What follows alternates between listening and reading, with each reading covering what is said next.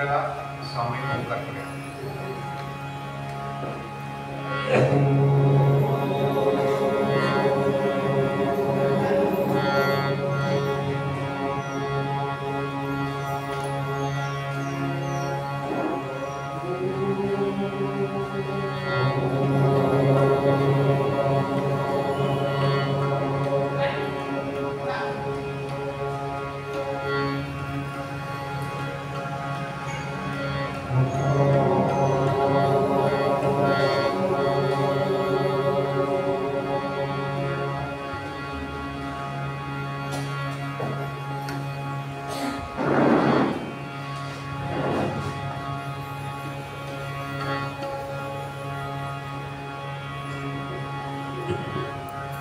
श्रीमन्महागणाधिपतये नमः. श्री सरस्वत्यै नमः. श्री गुरुभ्यो नमः. यदा लम्बोदरं हन्ति सदा मृत्युसम्भवम् तदा लम्बे दयालम्बं लम्बोदरपदांशम्. शारदा शारदा भोजवदना वदनाम्बुजे सर्वदा सर्वदास्माकं संयतं प्रिया. नमस्तस्मै भगवते नारदाय महात्मने कामक्रोधविहीनाय ऋषीणां प्रवराय. गुरुर्ब्रह्मा गुरुर्विष्णु गुरुर्देवो महेश्वरः. गुरुस्साक्षात् परं ब्रह्म तस्मै श्री गुरवे नमः. नमोऽस्तुते व्यासविशालबुद्धे पुल्लारविन्दाय तपत्रनेत्र. येन त्वया भारतदैवपूर्णः प्रज्वालितो ज्ञानप्रदीपः. जयाञ्चा जनीर्मनामार्थथा जयाने सदा वासनामातके.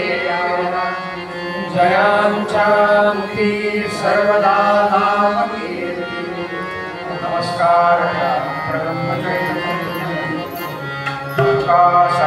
पूर्णवैराग्यशास्त्री परिज्ञानयोगेश्वरा. कवि वाल्मिका सारिका मान्य ऐसा. नमस्कार सद्गुरुराम. अलंकारी पुण्यभूमि पवित्र जिथे नागतो ज्ञानराजा आठलिता महापुण्यराशि. नमस्कार समचरण सरोजं सान्द्रनीलाम्बुदां जगद्गीतपाणिं मण्डलं मण्डनानाम्. तरुणतुलसीमालाकन्धरं कञ्जनेत्रं सजयभवरहासं विठलं चिन्तयामि.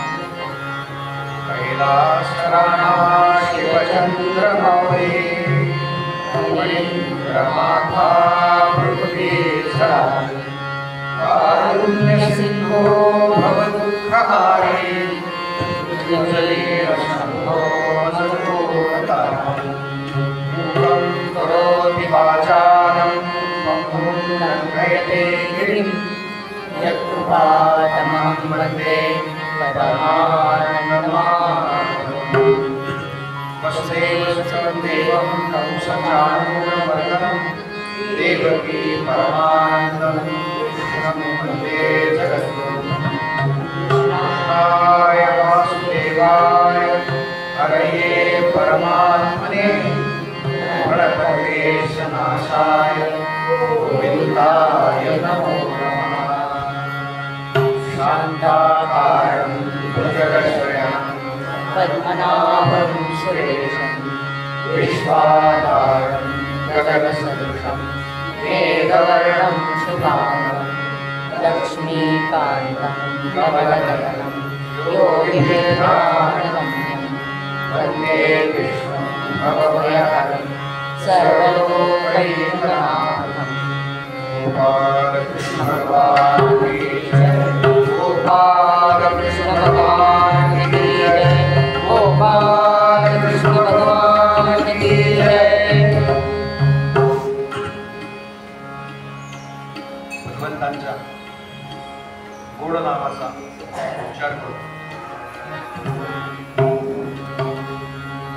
नाम कसं आहे माहिती आहे का?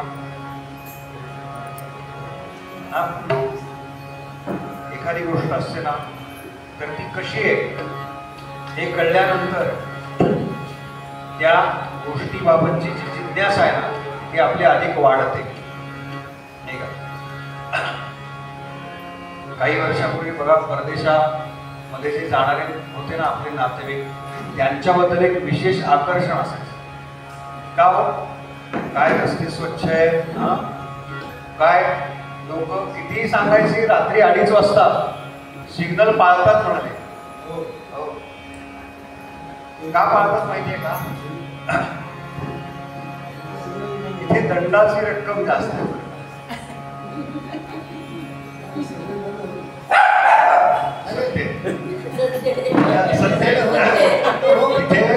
तिथे दंडाची रक्कम जास्त आहे. आपल्याकडे काय? अहो साहेब जरा बघा, याचा अर्थ इथे मनुष्य शिस्तप्रिय आहे असा नाही, लक्षात घ्या. पण मग आपण जर असं वेगळं वागणं वागलो तर त्याचा मोठा फटका आपल्याला बसेल, याची सतत जाणीव असते त्यांना. आणि म्हणून ते चांगलं वागण्याचा प्रयत्न करतात. मग आपल्याला जर एखादी गोष्ट किती महत्वाची आहे हे कळलं तर आपण त्याचा अंगीकार करतो की नाही? तसंच आहे नाम. कसं आहे तर महाराज म्हणाले अमृताहुनी गोड. बस हे लक्षात ठेवायचं बरं का.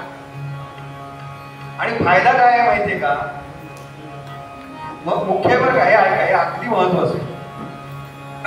म्हणजे गोड पदार्थ खायचा असेल तर त्याच्या मागे काही प्री रिक्विजिट्स आहेत,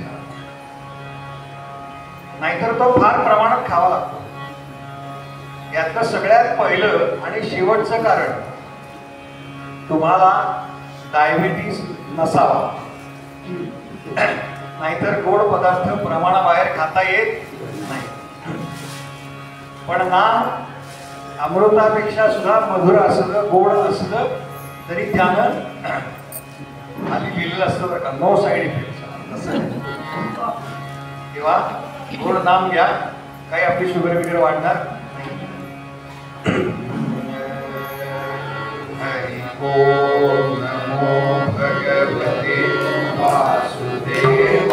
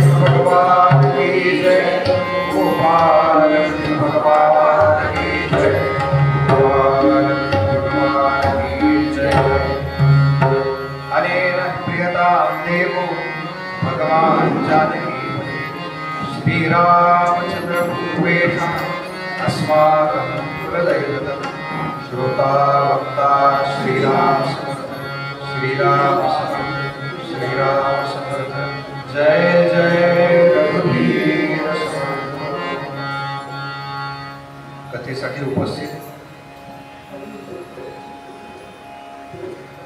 श्रोते, साधक, तत्वचिंतक, नामधारक, कला उपासक, वैदिक याज्ञिक अशा कीर्तनकार, प्रवचनकार यांच्यापैकी कोणी उपस्थित असतील तर असे अशा सर्वांच्या हृदयस्थ परमात्म्याला वंदन करतो आणि यांच्या निरूपण भागाला सुरुवात करतो. काल आपण पाहिलं की द्वादशीला शिवजी आले. पहिलं दर्शन या सगळ्या मालिकेमध्ये कुणी घेतले तर भगवान शिवांनी घेतले. नवमीचं प्रगटीकरण, नवमीचं दर्शन, क्षमा करा, अष्टमीचं प्रगटीकरण, नवमीचं दर्शन आणि 1-2 दिवस मध्ये गेले आणि शिवजी येऊन गेले. आणि मग चतुर्दशीला ती पूतना आली. तो प्रसंग काल आपण पाहिला थोडक्यात. चतुर्दशीलाच पूतना काय, अमुक एक गोष्ट अमुक एका तिथीलाच का? आपण आपली पत्रिका जेव्हा तयार करतात ना तेव्हा ते सगळं विचारतात बरं का, काय कुठली तारीख सगळं सांगायला लागतं. मग त्यावेळेला जो काही जे काही आकाशामध्ये ग्रहगोल असतात ना, कुठे कुठे काय काय स्थान आहेत त्यांची, किती डिग्रीवरती कोणता ग्रह आहे, हे सगळं पृथ्वी सापेक्ष असतं बरं का. म्हणून त्या सगळ्या पत्रिकेमध्ये पृथ्वी नसते. याचं कारण ती सगळी जी मापं आहेत ना ती पृथ्वी सापेक्ष आहे. आता काय मंगळावर राहायला जाणार आहेत काही वर्ष, तिथे एखाद्याचा जन्म झाला ना तर त्याची जी पत्रिका बनवतील त्याला मंगळ काही काळजी करू फार काळजी असते.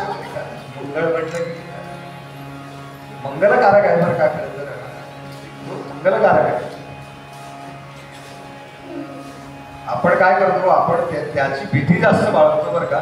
त्याच्याकरता काही उपासना सांगितल्या आहेत. उपासना का सांगितल्या आहेत तर त्या ग्रहाची शक्ती आहे ना त्याचा उपयोग आपल्याला अधिक होणार आहे याच्याकरता त्या उपासना आहेत. आपण उपासना करतो ना या घाबरून करतो बरं का, परमार्थ कधी घाबरून होत नाही. हेच तर भगवंत सांगतायत. संकट कितीही आली ना तरी एकदा जो मार्ग निवडलाय त्याच्यावरून हटायचं नाही, हे सांगतायत भगवंत. याच्याकरता ही चरित्र पुन्हा पुन्हा ऐकायची बरं का, आणि याच्याकरता पुन्हा पुन्हा सांगायची. रोज अभ्यास करायचा, रोज सांगायचं, रोज अभ्यास करायचा. अनेक आपल्यापैकी आहेत त्यांचं रोजचं साधन आहे बरं का.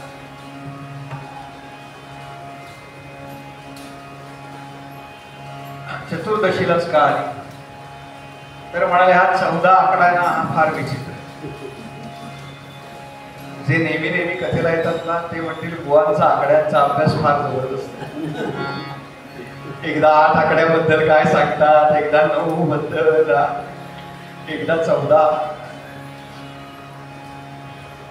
पंच ज्ञानेंद्रिय, पंच कर्मेंद्रिय, मन, बुद्धी, चित्त आणि अहंकार असा 14चा समूह आहे बरं का. 14चा समूह. प्रभू रामचंद्रांनी किती वर्ष वनवास सहन केला? किती वर्षाचा आहे तो? 14. का असं सांगतात की ती 14 वर्ष म्हणजे प्रभू रामचंद्रांची तपश्चर्येची वर्ष आहे. तप किती आहे आपल्याकडे? 12 वर्षाचं तप आहे. तप याचा अर्थ काय नीट समजून घ्या. पुढे चातुर्मास येणार आहे. आपल्या प्रत्येकाचा काहीतरी नियम असतो बरं का. काल मी इथनं कार्यालयात गेलो. कार्यालयात म्हणजे नारद मंदिराचं ऑफिस, त्याला कार्यालय म्हणायचं बरं का. हिंदी आणि मराठी हा वादच नाही बरं का. इंग्रजीने काय नुकसान केलंय हा चाललाय.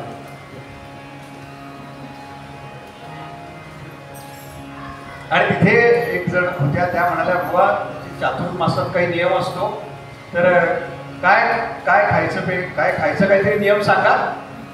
म्हटलं नियम हे खायचे आणि न खायचे असे करायचे नसतात बरं का.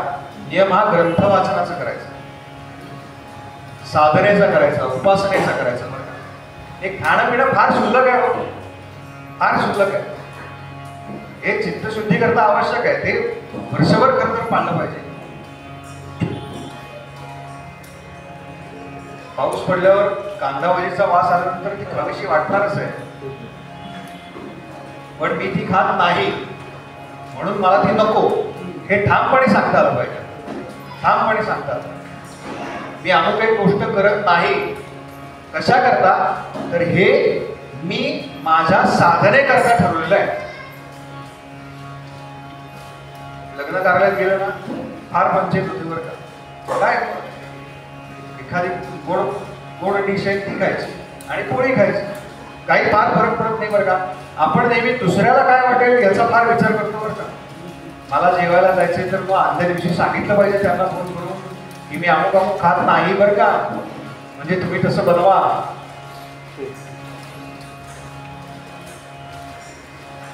ही साधना काळाकरता सांगितलेलं आहे बरं का. 12 वर्षामध्ये काय होतं तर आज ज्या आपल्या पेशी 12 वर्षात पूर्ण शरीर बदलतं. म्हणून 12 वर्षाला एक तप सांगितलंय, साधन काळ कमीत कमी. आणि मग पुढे तो प्रसंग घडला. त्या वर्षभरती युद्ध चाललं वगैरे, सीता मातोश्रींना पळवून दिलं. तो सगळा प्रसंग आपल्याला माहिती. म्हणजे एखादी वासना निर्वासना होण्याकरता किती कालखंड सांगितलाय तर तो 14 वर्ष सांगितलं. म्हणून 14 या आकड्याला तेवढं महत्व आहे. भागवतात जी नावं आहेत ना, ज्या संख्या आहेत, ज्या ज्या तिथींना ते आलंय ना, ते त्याच तिथीवर काय आहे याचं एक विशेष कारण आहे.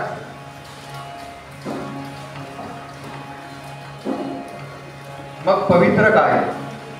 वासना सद आणि असद दोन्ही आहेत बरं का.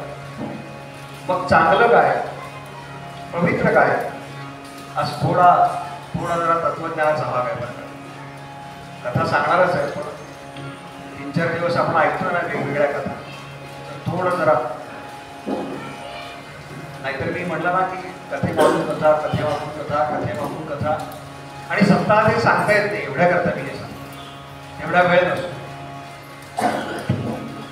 मग पवित्र काय?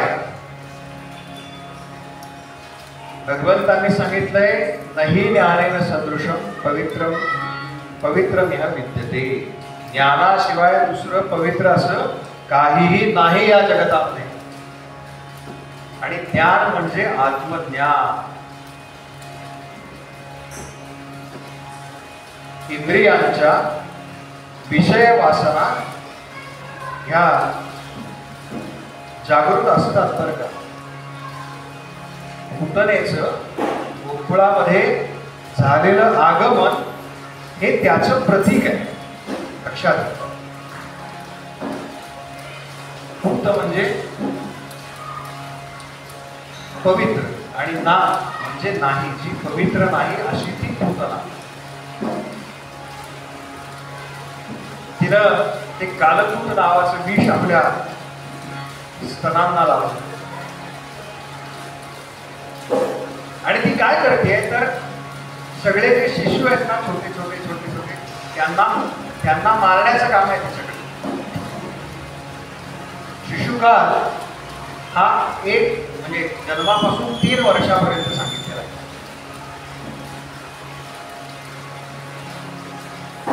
असं म्हणतात की 3 वर्षापर्यंतची बालकं जी असतात ना, त्यांना अधिक झोप लागते. माहिती आहे आपल्याला त्या बांधतात. काल सांगितलं कसं करतो मस्त, त्याला भरपूर दूध पाजते, माता स्तन्य देते आणि घट्ट बांधते. का तर छान शरीर पोषण व्हावं आणि तिलाही बरं असतं, जरा घरातली कामं करता येतात म्हणून ती म्हणते बरं आहे झोपलाय. ही शिशु अवस्था हे अज्ञानाची अवस्था सांगितली. जेव्हा आपण या परमार्थ मार्गावरती चालायला सुरुवात करतो तेव्हा काय चाललंय नेमकं काही कळत नाही.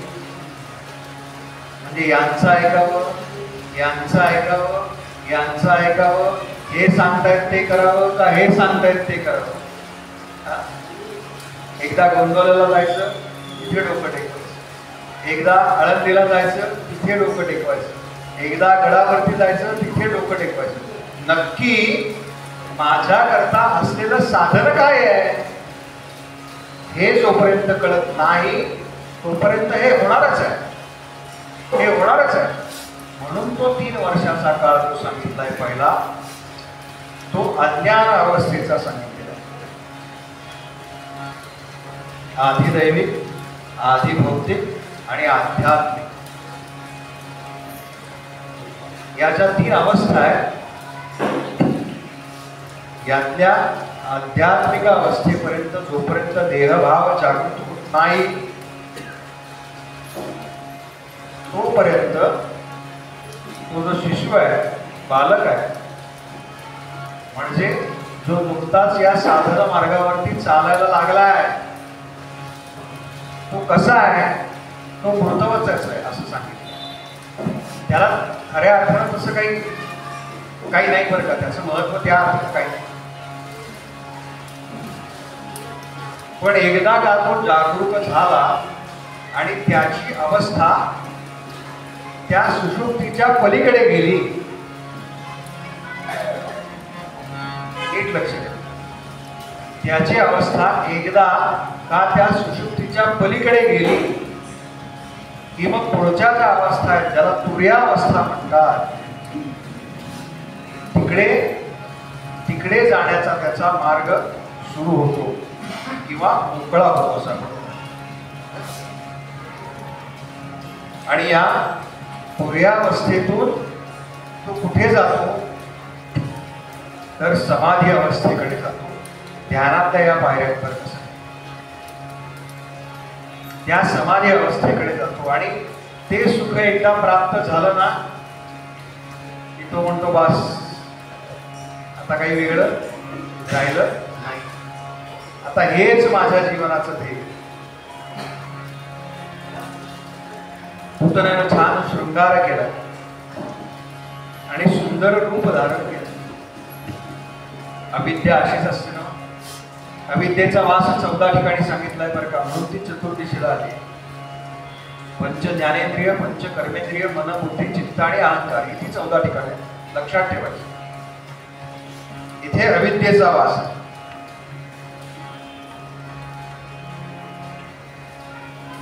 त्या पूतनेकडे बघितलं सगळ्या तिथे असलेल्या गोपींनी, गोपांनी, आणि काय झालं एकदम मनामध्ये तो शृंगार बघितला बरं का तिनं केलेला. आणि तिच्या सौंदर्यावर सगळ्यांच्या नजरा खेळल्या, दृष्टी खेळली असा उल्लेख. आणि यातून काय होतं, यातून काम जागृत होतं असं सांगितलं. काम जागृत झाला की विवेकाचा नाश सांगितलेला.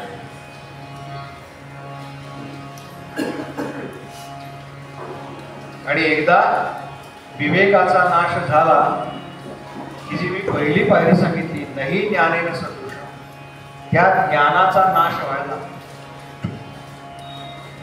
आपण म्हणतो ना एखाद्याला किती चांगला वागत होता हा कालपर्यंत, अचानक काय झालं, अचानक काय झालं, अशी कशी काय याची बुद्धी फिरली. हे कारण आहे बरं का, त्याच्या मागे एवढं सगळं आहे. अशी ती पूतना आली.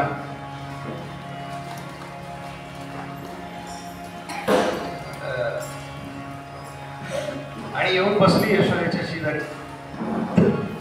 काल आपण तो सगळा प्रसंग पाहिला. यशोदेला सांगितलं किंवा काही काम असेल तर कर यशोदे. आणि तिनं त्या छोट्या बालकाला मांडीवरती घेतलं आणि सगळ्या गोपी जशा बाजूला गेल्या, तिने कामं सांगितली सगळ्या गोपींना, तुम्ही हे आणा, तुम्ही ते आणा, तुम्ही ते आणा. ती म्हणाली मला कानाची दृष्ट काढायची, असा उल्लेख आहे. काही कशी काढतात माहिती आहे ना दृष्ट, मीठ असतं, मोहरी, काही ठिकाणी त्या काय तांबड्या मिरच्या वगैरे. आमची आजी फार छान काढायची.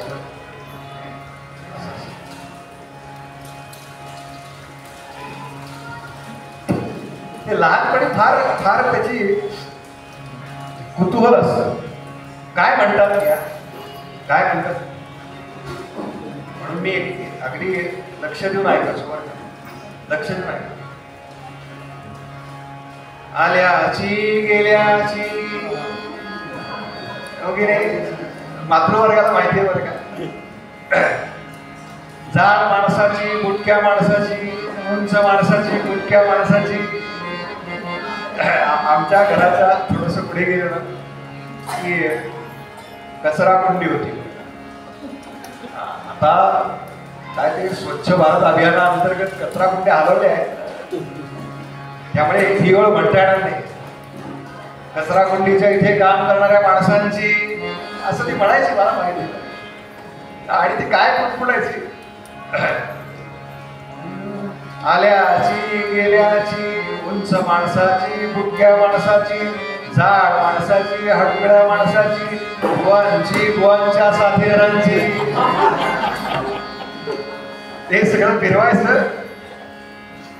शेवटी म्हणायचं का बरंच काय काय म्हणतात बरं का, दृष्ट निघून जाऊ दे. आणि ते काय बोटं मोडायचे, हात खाली आणि ते सगळं उचलायचं आणि पूर्वी चुलीत टाकायचं. बरं म्हणून तो शब्दप्रयोग झाला बरं का, तुला एकदा चुलीत घालील. त्याचा जो काय ठिकाणा उठतो लाल मिरच्या असतात बरं का, त्याचा तो ठसका बसणारच. ठसका बसला की मग पुष्ट झाली होती.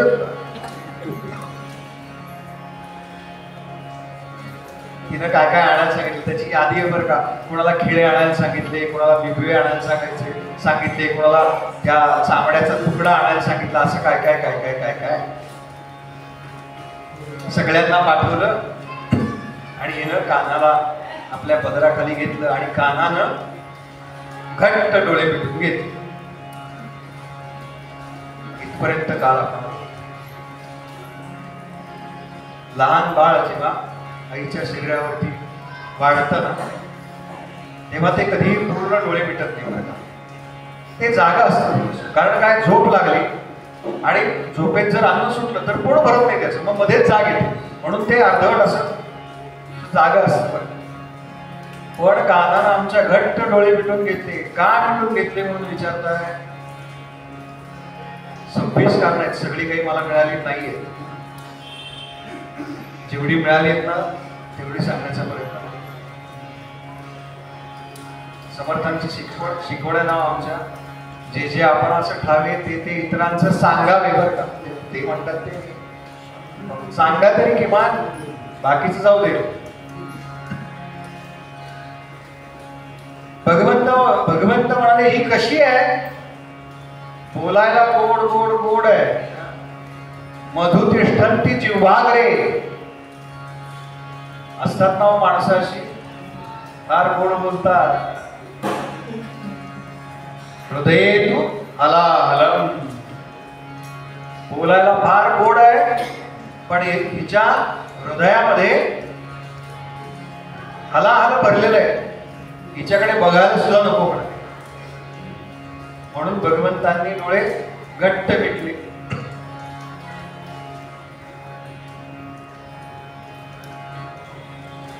एक जण म्हणाले म्हणून नाही काही डोळे मिटले भगवंतांनी. तुम्ही सांगताय ते काही कारण खरं नाही.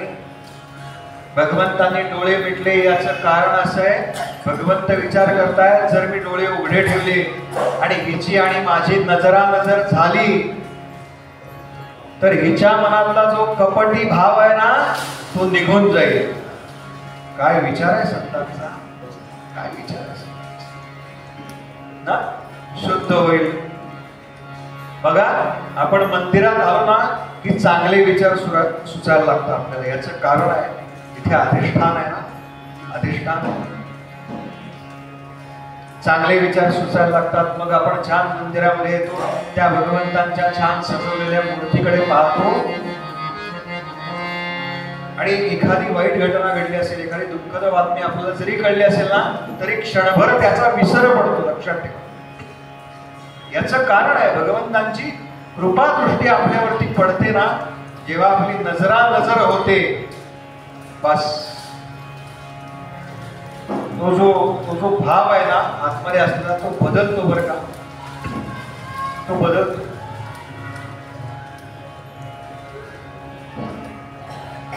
आणि समजा मी डोळे उघडे ठेवले आणि तिनं माझ्या डोळ्यात पाहिलं आणि तिला दिसलं की तिचा काळ जवळ आलाय, तर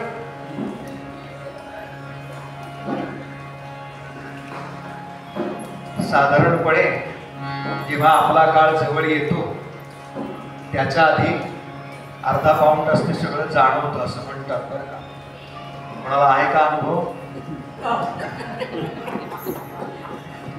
नाही, मी पण वाचलेलंच आहे बरं का.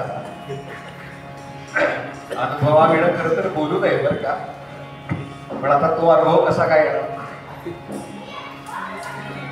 स्वर्ग सुखाचा अनुभव तिकडे गेल्यानंतरच तसंच आहे.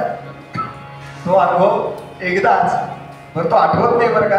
देवाने आपल्याला एक विशेष देणगी दिलेली आहे बरं का. कृपा आहे आपली आपल्यावरती. त्याची काय दिलंय माहितीये का? विशेष आपल्याला विसरण्याची कला दिली. विसरण्याची याचं कारण आपण जर विसरलो नसतो ना काही गोष्टी तर फार अवघड झालं असतं वर्गासाठी. लहानपण, थोडं लहानपण आठवा आणि आपली झालेली एखादी मारामारी आठवा. बंधू वर्गा करता किंवा भगिनी वर्गा करता काय त्यांच्या आयुष्यात जो घडलेला दुःखद प्रसंग आहे ना तो आठवा. असं सांगितलं ना तर 4-5 प्रसंग आठवतात बरं का आपल्याला. पण तेच आपल्याला जर सतत आठवायला लागले ना तर झोप येईल का आपल्याला? नाही. भगवंतांनी हा विशेष गुण आपल्यामध्ये दिला की एखादी गोष्ट विसरता येते. मानवानं काय केलं माहिती का? त्या गुणाचा इतका फायदा करून घेतला म्हणाले की तो भगवंतालाच विसरला. नाही ना व्हायचा. सतत लक्षात ठेवलं पाहिजे, सतत लक्षात ठेवलं पाहिजे, सतत ते स्मरण पाहिजे बरं का, पाहिजे. म्हणून भगवंत म्हणाले तेवढ्या करता मी डोळे मिटून गेले. एक संत म्हणाले नाही नाही असं असतं का कधी? याच्या करता कशाला भगवंत डोळे मिटून घेतील? त्यांचा कार्यभाग काही वेगळाच आहे. म्हणाले दुर्योधनाने किती वेळा पाहिलं असेल त्या कृष्णाकडे, शकुनीनं किती वेळा पाहिलं असेल त्या कृष्णाकडे. हा, त्यांची नजरानजर झाली नसेल, झाली असेल, मग त्यांना नाही वाटलं हा हरी आपल्या समोर उभा आहे, हेच ते परमतत्व आहे. त्यांच्या कुठे बुद्धीत फरक पडला का? म्हणाले नजरानजर होऊन सुद्धा. मग हिच्याच वेळेला डोळे का मिटले? तर भगवंत विचार करतायत अरे अरे अरे अरे मागच्या अवतारात सुद्धा पहिला वध करावा लागला ना तो सुद्धा एका स्त्रीचाच. कोणाला मारलं मागच्या अवतारात? पहिल्यांदा नाही, हा मार ही त्राटिका रामचंद्रा. पहिला वध त्राटिकेचा.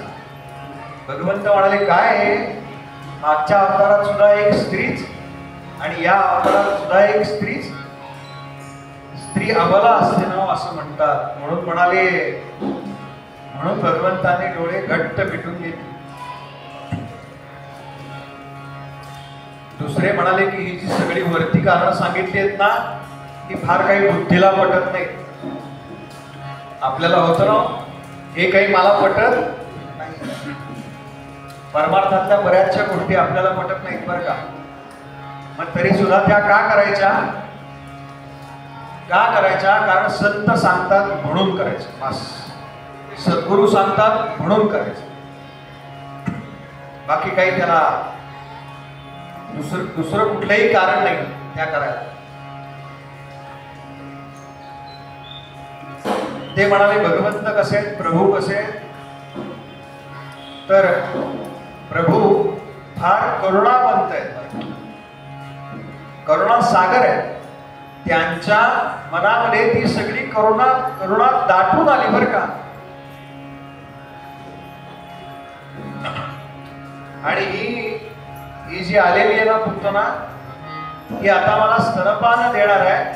स्तनपान हे फक्त मातेकडून योग्य आहे. म्हणजे ती काही काळ का होईना मला माझ्या माते समान आहे. या विचारानं भगवंतांनी म्हणाले डोळे मिटून घेतले.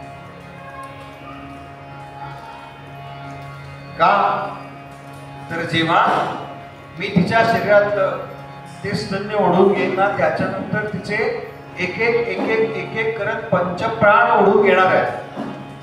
आणि पंचप्राण ओढून घेताना तिला ज्या वेदना होतील त्या मला पाहणार नाहीत. म्हणाले काय भगवंतांचं वर्णन केलंय बघा. सांगतात करुणा सागर आहेत ना त्या वेदना मला पाहणार नाहीत. म्हणून भगवंतांनी डोळे मिटून घेतले. दुसरे एक म्हणतात की नाही नाही म्हणून नाही. जो अखंड जागृतीत आहे ना त्याला ईश्वर म्हणतात. जो अखंड जागृतीमध्ये आहे त्याला ईश्वर म्हणतात. तो तो कधी असं पापाचरण करूच शकणार नाही. मग ती पूतना कशा करता आली आहे? ती पापाचरणा करता आली आहे. मग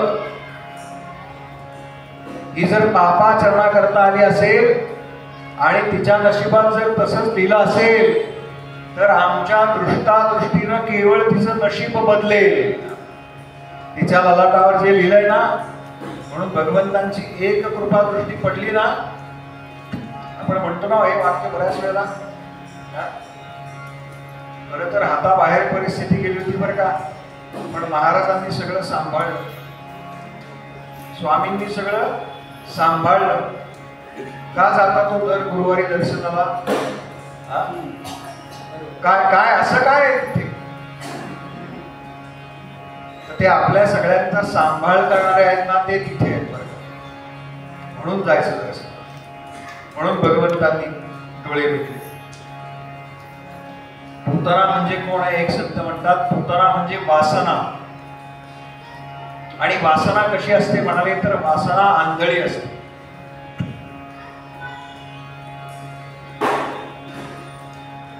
आणि आंधळी असलेली वासना ही पापाचरणा करता प्रवृत्त होते आणि काय करते की ज्ञान झाकून टाकते. म्हणून प्रभू बोध करतात की मन पवित्र ठेवण्यासाठी पापमुक्त व्हायला पाहिजे, दृष्टी पापमुक्त व्हायला पाहिजे. पण ही पापवासना सगळ्यात पहिल्यांदा प्रवेश करते ते डोळ्यांमधून.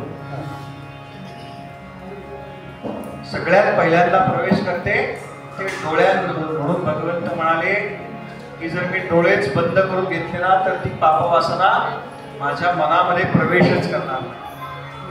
म्हणून भगवंतांनी डोळे फार वेगवेगळी कारण सांगितलीत बरं का, फार वेगवेगळी कारण सांगितली.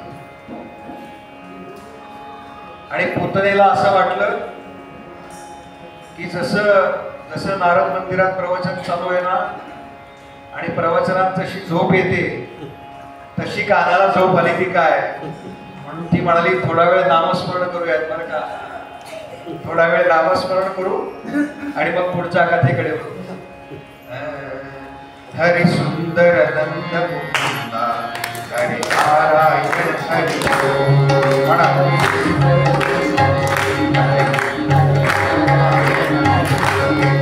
हरी सुंदर नंद मुकुंदा हरी नारायण हरी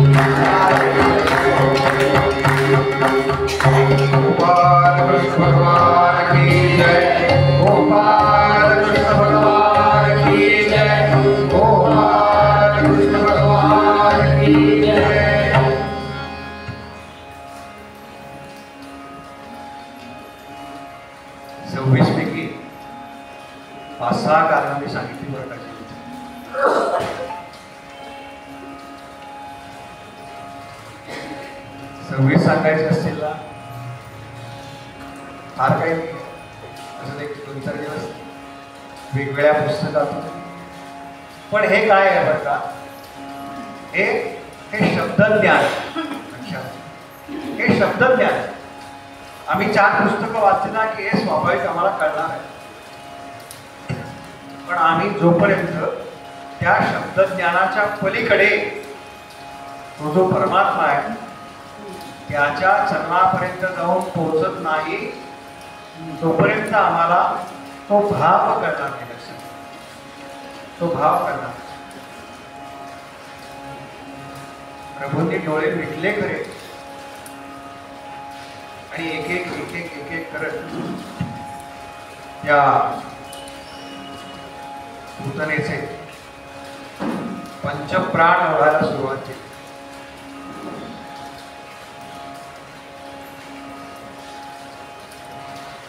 दासगणू महाराजांनी त्या पूतनेबद्दल एक शब्द वापरला होता, कशी आली होती. दासगणू महाराज म्हणले ती पूतना नखरा करून आली. न खरा, पूर्वी मेकअपला हा शब्द होता बरं का, जो न खरा दासगणू महाराजांचा शब्द आहे बरं का. ती म्हणाली पूतना नखरा करून आली. आपण पाहतो ना असे नखरा केलेले. आणि हल्ली तर या इंटरनेटच्या युगामध्ये ते इतकं सगळं पटापटा व्हायरल होतं ना. म्हणून काय पाहायचं, याच्यापेक्षा काय पाहायचं नाही हे अधिक महत्वाचं. लक्षात घ्या, हे अधिक महत्वाचं. कारण हा सगळा राहूचा प्रभाव आपल्यावरती असतो. राहूचा प्रभाव, राहू आणि केतू हे जे अमृतपान झालं त्यावेळेला कथा माहिती आहे आपल्याला समुद्र मंथनाची. त्यामुळे तो काय करतो, आपण बसलो माळ घेऊन तिथं तो राहू आवाज करतो, टांग, मेसेज आला वाटतं, लगेच आपण देवपूजा चालली आहे, बत्ती लावली, निरांजन, आणि आता घंटा घेणार आणि सुरू होणार. सुख करता दुःख करता तेवढ्यात बघतो आपण बरं का जवळच ठेवलेलं असतो.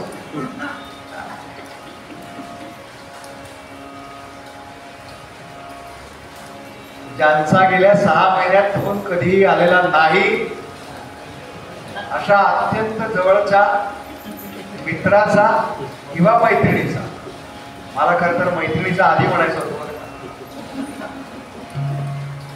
फोन येतो बरं का. आपण काय करतो, हे काय रोजच आहे, ठेवलं घरी. पहिला फोन बंद करून ठेवा बरं का, साधन काळामध्ये आई नाही घेणार, काही फरक पडत नाही, काही फरक पडत नाही बरं का. थांबतील ते तासाभरात, पुन्हा करा, अर्ध्या तासाने करा, काय तुमचा साधन काळ झाला ना की पुन्हा करा. मी नेहमी सांगतो आणि प्रवचनामध्ये की जेवताना ते डबडं अजिबात वापरू नका. ज्याच्यासाठी हे सगळं चाललंय ना, माणसाला पोट नसतं तर व्यवहारामध्ये ज्या गोष्टी कराव्या लागतात, नोकरी व्यवसाय, त्याने केला असता का हो? प्रपंच नसता. प्रपंच प्रपंच म्हणजे काय, वेगळं काय करतो आपण. आमचा योगेश दादा आहे ना, तो नेहमी म्हणतो, मी म्हणलो तर त्याला ये जरा बरं नाही, क्षुधा दुःखम दिने दिने, क्षुधा दुःखम दिने दिने, एक दुःख काय नाही म्हणत. मूळ सुभाषित त्याचा असं आहे, क्षणमास मातृ दुःखम च पितृदुःखम दिनत्रयम. वर्ष जाऊ दे, भार्या दुःखम पुनर्भार्या. किती काळ टिकतं म्हणाले, भार्या दुःखम पुनर्भार्या. बस काहीतरी तयारच असतं. आता काय आजारी एक कधी ना कधीतरी काय आहे का सेकंड चान्स. क्षुधा दुःखम दिने दिने, तो म्हणला दिने दिने पण नाही गोवा, सकाळ संध्याकाळ 4 वेळा. दंडवत एका का हात करताय 4 वेळा. चहा लागतात, मग दोन चहा मध्ये, चहांच्या मध्ये एक चहा, मग जेवण, मग पुन्हा 3:30चा चहा. आमच्याकडे आमच्या समोर एक आजी होत्या बरं का, 93-94 होत्या. 2:30 वाजता दुपारचा चहा झालेला असायचा, सकाळी 9 वाजता जेवण झालेलं असायचं बरं का. शेवटपर्यंत मी त्यांना एकदम काय म्हणतात ते, एकदम टुकटुकीत होत्या, नाही एकदम व्यवस्थित बरं का. संध्याकाळचं 7:30ला त्यांचं जेवण झालेलं असतं. म्हणजे मी 90 पर्यंत त्यांना स्वतः चहा करून घेताना पाहिलेलं आहे. आता बघा आपलं काय, म्हणजे थंडीमुळे ते पातील कडकड कडकड कडकड वाजतं का 80त आपला हात असा होता. आहेत बरं का आमच्याकडे 80 रोज येणाऱ्या आहेत त्यांची. 81 आजच मला म्हणल्या 81 येणार आहेत त्या उंचीला. असं पाहिजे बरं का. आपला आहार विहार व्यवहार हा मोजून आणि व्यवस्थितच असला पाहिजे.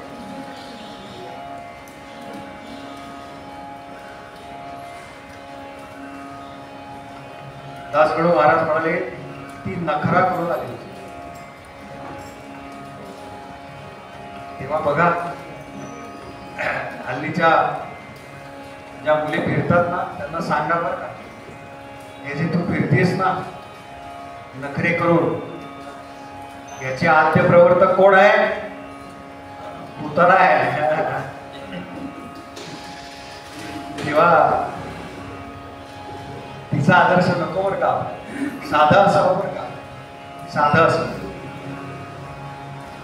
अहो बकीयम स्तनकालकूटम, बक नावाचा राक्षस आहे, त्याची बहीण, बकाची बहीण म्हणून बकी. अहो बकीयम स्तनकालकूटम, कालकूट नावाचं विष तिनं भरलं आणि भगवंतांच्या मुखामध्ये तो स्तनाग्रतीला भगवंतांनी एक एक करत काय ते तिला असं, तिचा अनुभव असा होता की साधारणपणे तिनं आधी काही शिशु मारले होते. त्या शिशूच्या ओठाला जरी तिच्या स्तनाग्राचा स्पर्श झाला तर साधारणपणे 2 ते 3 सेकंद यायला लागतात. आत्ताच्या वेळेनुसार ते मरून पडाय गतप्राण. म्हणून तिला असं वाटतंय बरं का की हा बहुतेक आता हा गतप्राण झालाय. भगवंतांनी ते सगळं विष प्राशन केलं, रक्त ओढायला सुरुवात केली आणि एक एक करत तिचे पंचप्राण ओढायला जेव्हा सुरुवात केली तेव्हा ती म्हणते मुंच मुंच, काना सोड काना सोड.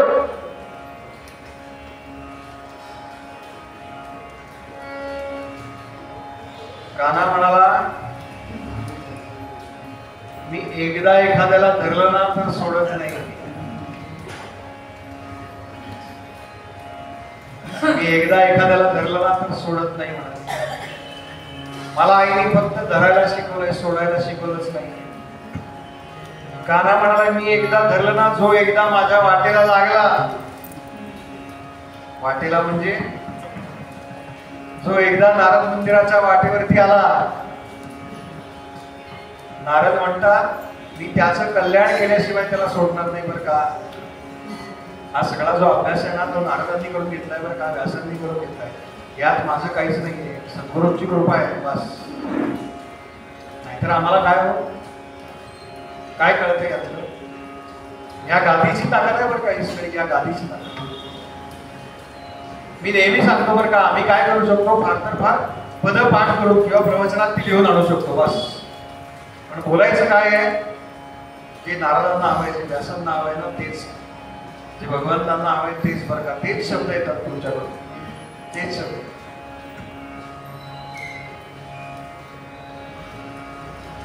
काना म्हणला मी तुझा उद्धार केलाय तेव्हा केल्याशिवाय तुला सोडणार नाही बरं का. आणि कानाने विचार केला की हिचं असं एवढं काय पुण्य आहे की हिला माझ्या हातून मरण यावं, माझ्या हातून हिचा अंत व्हावा, एवढं हिचं काय पुण्य आहे, कोण आहे. म्हणून कानाने डोळे मिटल्या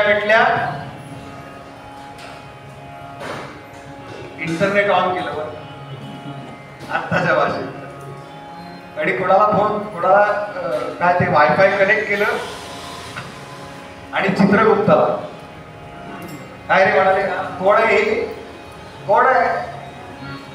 लगेच बरोबर डाउनलोड झालं बरं का. स्पीड भरपूर असतो आपल्यासारखं नाही. आपलं गोल गोल गोल फिरतंय तिकडचं वायफाय स्ट्रॉंग आहे.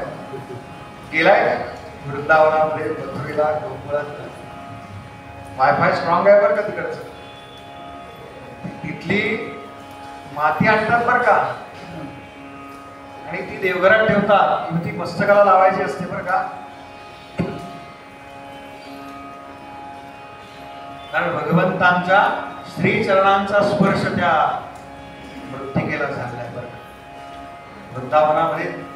वृंदावनामध्ये त्याला चरण रज म्हणतात बरं का. भगवंतांच्या श्रीचरणांचा स्पर्श त्या सगळ्या भागाला झाला. आणि एकदम लक्षात आलं की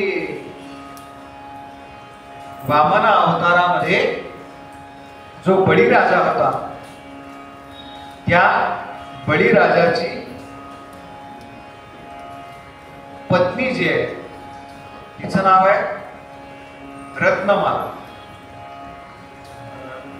क्षमा करा विंध्यावली, आणि त्यांची ही कन्या रत्नमाला. तिनं जेव्हा तो वामन आला ना, कसा आला माहितीये का वामन, फार फार छान आहे.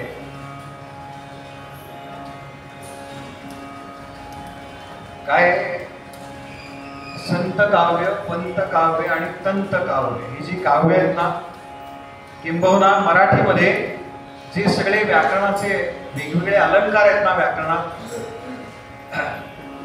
याचा कॉम्बो पॅक आहे ना तो फक्त कीर्तनातच मिळतो बरं का, प्रवचनात मिळतो, बाकी कुठे नाही.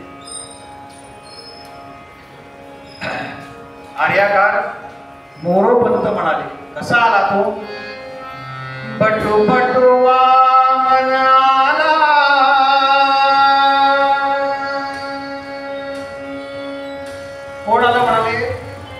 बळीनं पाहिलं बरं का, काय तेजस्वी दिसतो, सुंदर आहे, माझा यज्ञ आता पूर्ण होणार आहे आणि यज्ञात असा तेजस्वी ब्राह्मण आलाय, याला काहीतरी दिलं पाहिजे,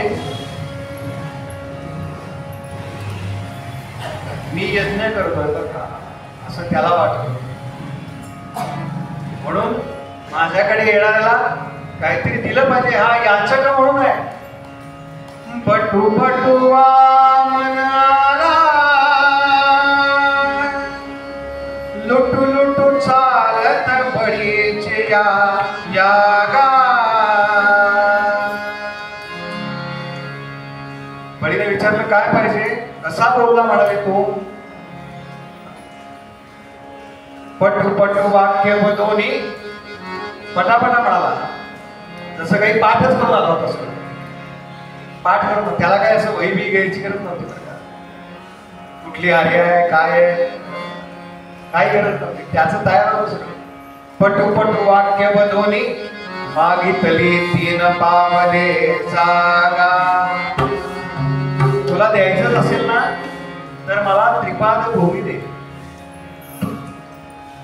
आणि तो जेव्हा समोर आला वामन, तेव्हा हिला वाटलं की काय छान गोंडस आहे बाळ, असा जर पुत्र मला झाला ना तर मी स्तन्य पासेन बरं काय ना, मी स्तन्य पासेन. भगवंत म्हणाले हिची ही इच्छा आहे का, ठीक आहे तथास्तु. ती 3 पावलं जागा मागितली. बळीने तो सगळा संकल्प सोडला आणि जेव्हा तो अवतार धारण केला आणि जेव्हा त्या बळीराजाला पाताळामध्ये ढकललं भगवंतांनी, तेव्हाही विचार करतेय, अरे अरे अरे अरे किती निष्ठुर आहे हा, याला तर मारूनच टाकलं पाहिजे, याला मारून टाकलं पाहिजे. असे मिश्र भाव तिच्या मनामध्ये आहे. भगवंतांनी तिच्या मनामध्ये असलेल्या दोन्ही भावनांना आज न्याय दिलेला आहे. तिनं मला स्तन्य पाजण्याची इच्छा प्रकट केली होती ना, तेही सुख दिलं. आणि तिच्या मनामध्ये असं होतं का की याला मारून टाकावं, म्हणून हिनं कालकूट लावलं होतं. पण भगवंत म्हणाले इतकं सोपं आहे का ग ते, इतकं सोपं आहे का ते. आणि असं सांगतात की तिला म्हणजे ज्या मुक्ती आहेत ना त्यातली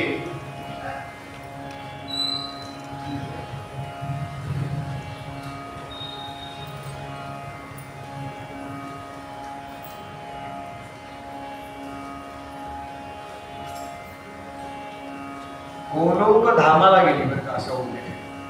म्हणजे सलोकता, त्या लोकामध्ये तिला पाठवलं आपल्या, अशी मुक्ती या पूतनेला दिली.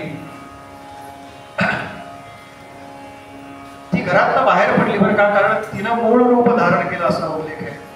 आणि तिचा देह जो होता, जे आता ती इतक्या सुंदर रूप घेऊन आली होती, ते रूप कधीच तिच्यापासून दूर गेलं. आणि तिचं जे मूळ रूप आहे अकराळ विकराळ, ते मूळ रूप तिथे प्रगट झालं आणि तो देह पडला. काही जण असं सांगतात की तो मथुरे पासून जवळ पडला, तिथल्या एका वनामध्ये पडला. तो धाडकन आवाज झाल्यानंतर सगळे जण जागे झाले आणि लक्षात आलं की अरे काय झालं, कान्हा कुठे, कान्हा कुठे. सगळ्यांनी यशोदेला विचारलं. यशोदेने सांगितलं मी ती जी मावशी आली होती ना तिच्याकडे दिलंय कान्हा. ती मावशीच समोर पडलेली आहे बरं का, आणि कान्हा तिच्या छातीवरती छान खेळतोय. मग ते आपण पाहिलं असेल की तो मोठा देह आहे, शिड्या वगैरे लावल्या. त्याला खाली घेतला आणि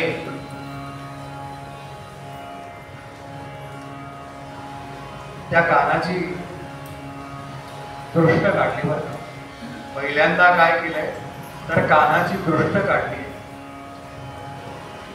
आणि एका गवळणीनं सांगितलं नुसतं दृष्ट काढून काही होणार नाही बरं का, कानाला आपण गोमूत्रानं स्नान घालूया. का? बिकॉज गोमूत्र is best sanitiser in the world. आपण जे कोविड-19च्या काळात नाही का सारखं ते फुसफुस मारायचो ना, कुठेही गेलं ना की हात दाखवायला लागायचे बघा. हात दाखवून ते व्हायला नको म्हणून. त्या गोमूत्रानं आणि शेणानं ते भगवंतांना लावलंय असा उल्लेख आहे. आणि स्नान घातलं आणि कानाला काही नाही बरं का फरक पडलेला. त्याला माहिती आहे सगळं हे काय चाललं.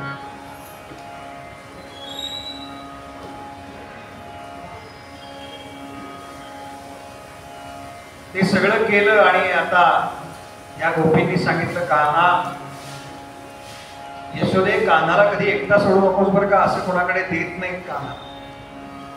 अनोळख्या व्यक्तीकडे तर द्यायचंच नाही बरं का. यशोदा म्हणाली तुम्ही एक काम करा ना, काय आहे, माझं एकतर वय पण झालंय आणि मला या सगळ्या गोष्टी अजून नीटशा माहिती नाहीत. तुम्ही एक काम करा, तुम्ही सकाळपासून एकेकाचा वेळ ठरवून घ्या आणि माझ्याकडे येत चला. बस गोपींना तेच हवंय. त्या म्हणाल्या आम्हाला खरं तर तेच हवं होतं बरं का. वेळ कशाला ठरवून घ्या, सकाळी आवरायचं पटकन, 4-4:30 पर्यंत पहाटेचं चाललंय बरं काय. आपल्या घरातला काय स्वयंपाक वगैरे करायचा आणि येऊन बसायचं हिच्याकडे. प्रत्येकीने एक दिवस वाटून घेतला आणि आता या रोज त्या कान्हाचं भजन करण्याकरता तिथे यायला लागले. एकदा भजन सुरू झालं ना की भोजन सुटत बरं का. भजन आणि भोजन. शंकराचार्य म्हणाले कसं भजायचं त्याला.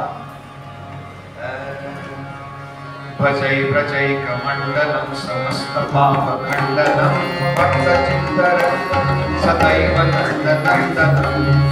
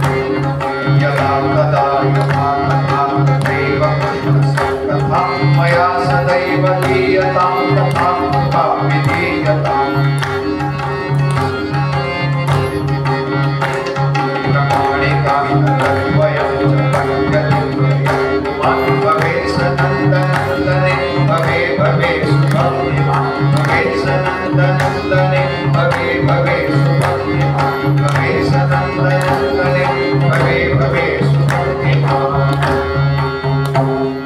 गोपाल कृष्ण भगवान की जय, गोपाल कृष्ण भगवान की जय, गोपाल कृष्ण भगवान की जय। हे जेव्हा झालं, जेव्हा पूतना आली त्या वेळेला नंद गोकुळात नाही, ते मथुरेला गेले. काल मी सांगितलं दूध सारा होता, शेतसारा जसा असतो तसा दूध सारा होता. नंद म्हणजे आनंद. आनंद जेव्हा गोकुळामध्ये नाही तेव्हा अविद्येनं गोकुळामध्ये प्रवेश केला. अविद्या केव्हा प्रवेश करते बघा, आपण दुःखात असतो ना तेव्हा आपल्याला असं काहीतरी विचित्र वाटतं, आनंदात नाही वाटत. भगवंत तेच सांगतात, नंद जेव्हा नाही येत ना, आनंद जेव्हा त्या ठिकाणी नाहीये ना, त्यावेळेला अविद्या प्रवेश करते. म्हणून भगवंत म्हणाले सतत आनंदामध्ये राहा. हरी कसा आहे? हरी हा आनंदाचा आनंद. म्हणून ज्या घरामध्ये नित्य देवपूजा होते, नित्य आरती होते, त्या घरामध्ये दुःख येत नाही असं नाही बरं का, संकट येत नाही तसं नाहीये.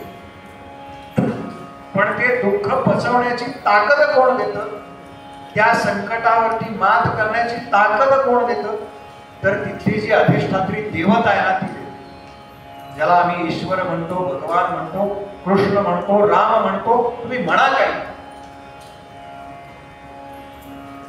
स्वामींच्या फोटोकडे पाहिल्यानंतर बरं वाटतं ना, मग ते आम्हाला ताकद देतात. महाराजांच्या फोटोकडे पाहिल्यावर बरं वाटतं ना, मग ते आम्हाला ताकद देतात. ते व्यक्ती नाही आहेत बरं का, ते तत्व आहे. पुन्हा लक्षात ठेवा, ते तत्व आहे. ते तत्व आम्हाला ताकद देतं हे सगळं सहन करण्याची आणि संकटांवर मात करण्याची. नंद मथुरेमध्ये गेला तेव्हा वसुदेव आणि देवकींना भेटला. नंद तिथे राहिला असा उल्लेख आहे बरं का. एक दिवस काही ग्रंथांमध्ये तसा उल्लेख आहे. दुसऱ्या दिवशी नंद बाबा, म्हणजे भागवताच्या ज्या टीका आहेत ना त्यात असा उल्लेख आहे की एक दिवस नंद तिथे राहिले मथुरेमध्ये. कंसाला सांगायला गेले होते बरं का, मला मुलगा झाला आहे. वसुदेवांना सांगायला गेले मला मुलगा झाला. त्यावेळेला काही पेढे बर्फी असं प्रकार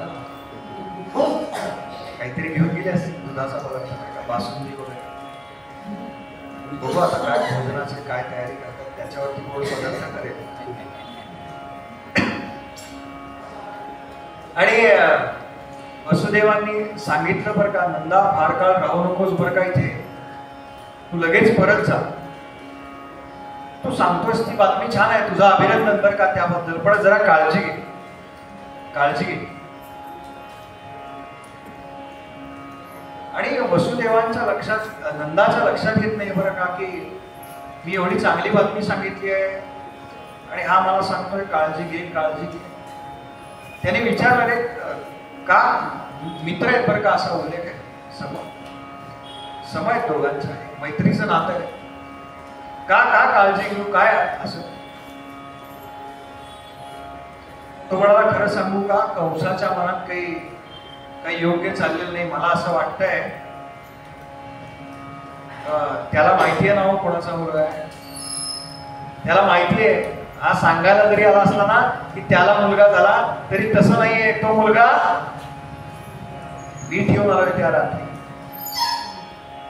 त्याची काळजी घेतली गेली पाहिजे ना. कल्पना करा, नवजात शिशु आहे आणि डॉक्टर म्हणतात की थोडं जरा अजून त्याला त्या पेटीत ठेवायला पाहिजे बरं का, इन्क्युबेटर मध्ये. काय त्या आईची आणि त्या बापाची घालमेल होत असेल हो. जाईल का गोडाधोडाचं जीवन? नाही ना. बातमी कशी आहे? बातमी गोड आहे बरं का, गोड बातमी आहे. पण ती साजरी करण्याची मानसिकता नाही आमची. का?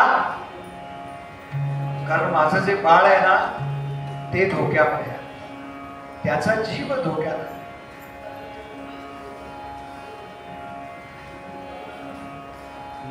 वसुदेव म्हणाले, तुला सांगतो नंदा, ऐक. नंदा जरा सावरून बसला. आपण आपल्याला कोणी असं म्हणाल ना, ऐक तुला सांगतोय. पण नंद जरा सावरून बसला, म्हणाला काय रे? फार महत्वाचं आहे म्हणाला. अत्यंत गूढ असं मी तुला सांगणार आहे. कंसाच्या मनात असं चालू आहे, ते जर तुला ऐकायचं असेल ना तर बरोबर उद्या संध्याकाळी 6 वाजता या ठिकाणी आला. तो म्हणाला का रे? नाही म्हणाले 6 ते 7:30 प्रवचनाची, 7:30ला आरती घ्यायचं ठरलेलं आहे. म्हणून म्हणा गोपाल कृष्ण भगवान की जय, गोपाल कृष्ण भगवान की जय, गोपाल कृष्ण भगवान की जय.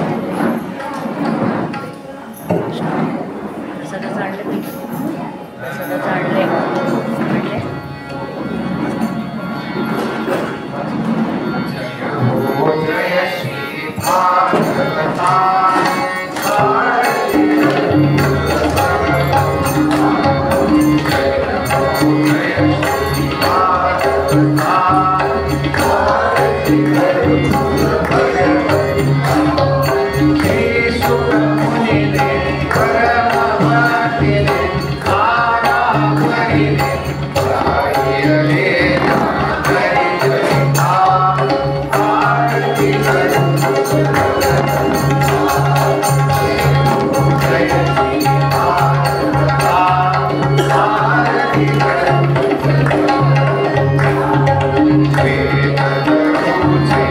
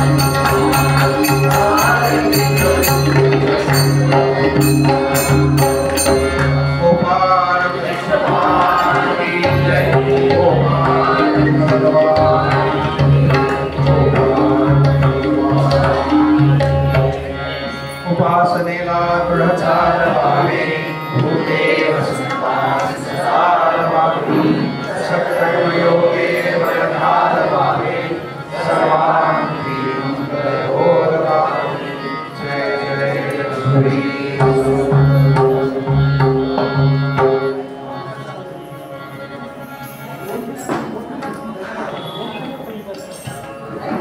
काल एक निवेदन आपल्या समोर केलं। 3 ऑक्टोबर ते 12 ऑक्टोबर श्री क्षेत्र उज्जैन इथे भुवांचं शिव महापुराण आहे त्याचं पत्रक वाटप बाहेर चालू आहे। काल ज्यांना मिळालं नसेल किंवा ज्यांना बाकी सगळी माहिती हवी असेल त्यांनी ते आवर्जून घेऊन जावं।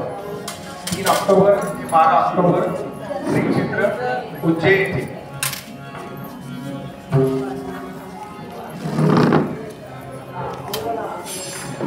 श्रीराम श्रीराम।